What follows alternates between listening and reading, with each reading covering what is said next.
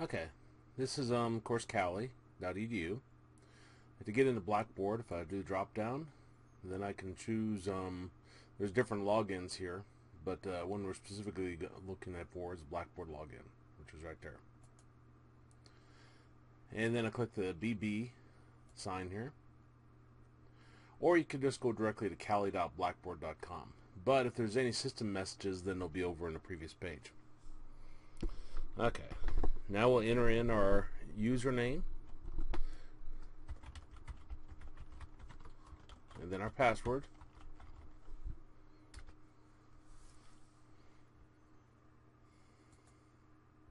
And when you get in, then you'll have one of these for each class you're taking. So you click College Algebra. If I click Start here, this is where the syllabus is located. So if you click Syllabus here, and then click the syllabus link, it'll open up. And I'll let you read that. If I click Course Content here, this is where the Math Heals link is. And it'll take you to this page. Okay. Now we're going to go over these different components. I got Math Lectures here. And if you click that, you'll see there's a College Algebra link. If you click that, ignore the Install Player first item. Down here is the different sections. Section P.5. There's a PDF here. If I click that, these are the copies of the PowerPoints I'll be going over in class. So if you want to print those off and have those during class, you can. You don't have to. The actual PowerPoint is right here if you want to access it.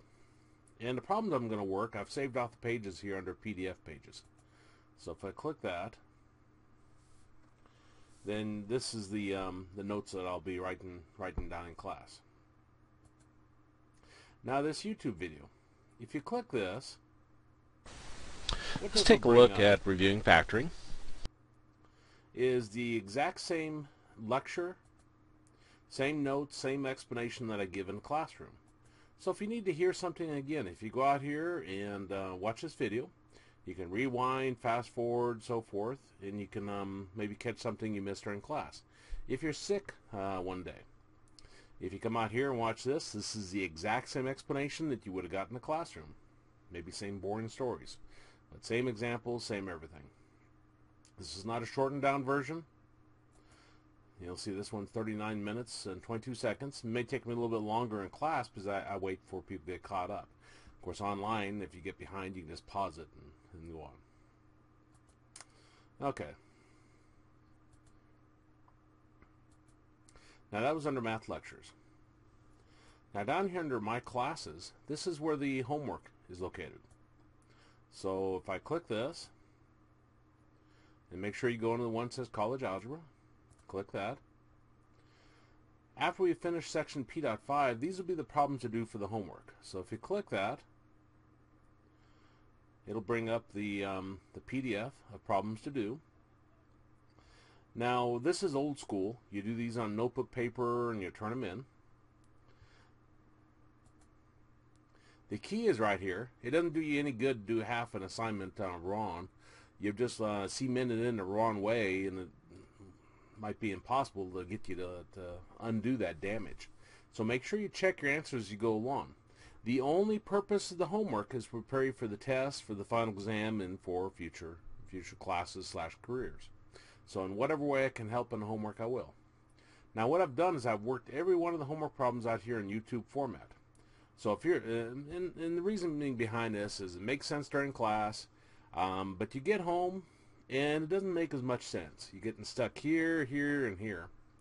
Well, if you get stuck on number 5, for example, and you can't figure out how to do it, if you come out to here, you click 5. In this problem, we want to factor out the x5 You'll hear my times explanation. anything in common. You'll see the problem worked, everything. The idea isn't just to give you a free point here. The idea is that then that gets you over the hurdle that you're stuck on, and then you can progress in homework and you can finish it. Okay. Back to math lectures. Click that, and then I'll click college algebra. If you scroll down, you'll find the chapter test review down here. And if you click the PDF, this will bring it up. And I'm not tricky on my tests. I'll tell you what's important during class.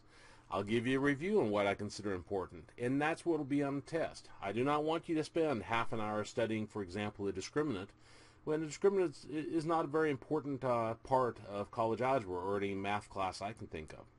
I would rather you take that extra half hour and focus on something that is important and master those concepts. Now, if it's not going to look anything like one of these, like see on the first one here, I got a typo, but eventually I will fix it. It says one graphing, below are some examples. One on the test won't look like these, but use the basic building blocks of graphing. So this is telling you that these three are just representative of the type, but the one on the test will be completely different. Now for these other ones, when it says one of the following types, pretty much I'm just going to go through and change numbers. Again, you know, I'm focusing on, like this one's linear equations. You see these in 2 other classes before you get to college algebra. So I try not to focus on the easier types. I will put one on involving a fraction, and these are the types that you would see.